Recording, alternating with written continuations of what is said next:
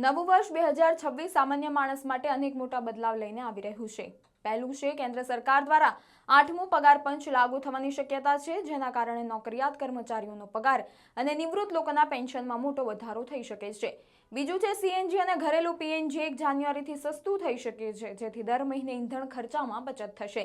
ત્રીજું છે tax payers માટે સૌથી મોટો ફાયદો એ છે કે નવા ટેક્સ રિજીમ હેઠળ ₹12 લાખ સુધીની આવક ટેક્સ ફ્રી થશે। સ્ટાન્ડર્ડ ડિડક્શન સાથે નોકરિયાત લોકો માટે મર્યાદા 12.75 લાખ સુધી થશે।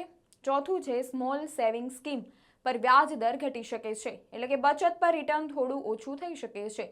પાંચમું છે કારની કિંમતોમાં 2 થી 3% વધવાની શક્યતા છે। છઠ્ઠું છે રેલવે ટિકિટ બુકિંગ માટે હવે આધાર લિંક ફરજિયાત બનશે। અને અંતમાં 1 એપ્રિલ 2026 થી નવો ઇન્કમ ટેક્સ એક્ટ લાગુ થશે, જે ટેક્સ સિસ્ટમને વધુ સરળ અને પારદર્શક બનાવશે।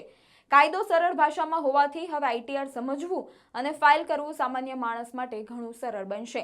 ડિજિટલ અને ફેસલેસ પ્રક્રિયાના કારણે રિફંડ ઝડપથી મળશે અને ભ્રષ્ટાચારની શક્યતા પણ ઘટશે। 2026માં બદલાવ ઘણા છે, તો સમજદારીથી તૈયારી કરવી ખૂબ જ જરૂરી છે।